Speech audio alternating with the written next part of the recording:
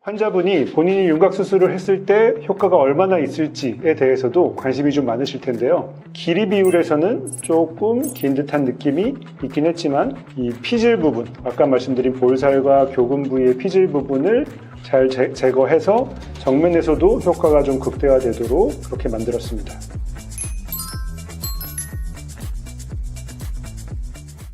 네, 안녕하십니까. 저는 리엔장 성형외과에서 안면 윤곽을 담당하고 있는 최상록 원장입니다. 저는 환자분이 윤곽 수술을 원하실 때 외관상의 모습과 CT상 뼈의 모습을 좀 많이 비교하면서 계획을 세우는 편인데요. 뼈 모습 그대로 외관상 보여질 때도 있고 뼈 모습과는 좀 다르게 외관이 보여질 때도 있습니다. 뼈가 얼마나 발달했는지도 중요하지만 살성이 어떠냐에 따라서 보여지는 게 많이 다르기도 하기 때문에 여러 각도로 생각해 볼 필요가 있습니다. 환자분이 본인이 윤곽 수술을 했을 때 효과가 얼마나 있을지에 대해서도 관심이 좀 많으실 텐데요. 이때도 뼈의 발달과 함께 살성이 어떠냐가 같이 중요합니다. 효과면에서 개인적으로는 뼈보다는 살성이 더 중요한 요소라고 생각하기도 하는데요. 뼈가 작고 발달된 게 크지 않더라도 살이 얇고 뼈의 윤곽이 좀 잘 드러나는 분들은 뼈의 축소량이 작더라도 효과가 좀 잘 보일 때가 많고요. 반대의 경우에는 뼈를 많이 축소했더라도 외관상의 효과는 기대했던 것보다는 좀 덜할 때도 있습니다. 이런 부분들을 환자분과 충분히 상의해서 윤곽 수술을 할지 아니면 흡입이나 다른 수술을 할지 여부와 뼈 수술을 한다면 얼마만큼 축소할지 같이 계획을 세우게 됩니다. 이번 시간에는 환자 사례별로 어떤 식으로 상담을 하고 계획을 세우는지 알아보면서 윤곽 수술을 좀 더 잘 이해하실 수 있는 시간이 됐으면 좋겠습니다.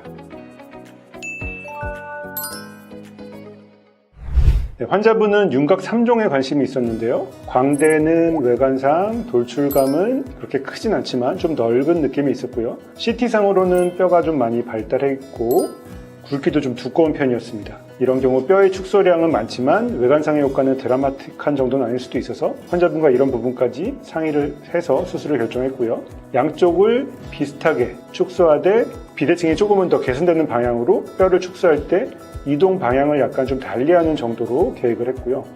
사각턱은 측면에서의 각은 그래도 어느 정도 좀 보이는 편이었고 정면에서 이 볼살과 이 교근 부위가 좀 넓은 느낌이 보였고 CT상 뼈의 모습도 비슷한 양상을 보였습니다. 여기 그 볼살과 교근 부위에 있는 뼈가 좀 바깥 피질이 좀 두드러진 게 보였고요. 비대칭 문제에 있어서는 좌측이 이렇게 조금 더 내려온 양상이 보이나 전체적인 축, 그 엑시스가 약간 틀어진 걸로 판단이 돼서 양쪽을 비슷하게 하되 그 오른쪽보다 왼쪽이 조금 더 내려온 걸 그냥 감안해서 하는 정도로 계획했습니다.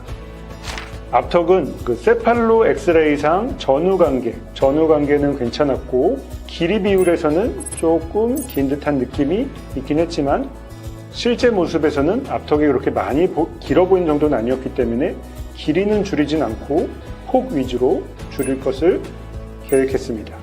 환자분의 턱끝 근육이 좀 볼륨이 좀 있는 편이라서 앞턱 폭을 줄이는 방법 중에 T절골보다는 돌려깎기 방식으로 권했습니다. 결론적으로 윤곽 3종 하면서 복합광대 축소를 통해 광대뼈를 이동하고 앞뒤로 잘 고정하였고요. 사각턱은 긴 곡선으로 절제하면서 앞턱까지 부드럽게 연결되도록 뼈를 연장해서 길게 절제하였고 이 피질 부분, 아까 말씀드린 볼살과 교근 부위의 피질 부분을 잘 제거해서 정면에서도 효과가 좀 극대화되도록 그렇게 만들었습니다. 수술 후에 찍은 CT상 계획한 대로 뼈가 잘 축소되었고 전체적으로 앞턱까지 매끄럽게 잘 축소된 것을 볼 수 있습니다.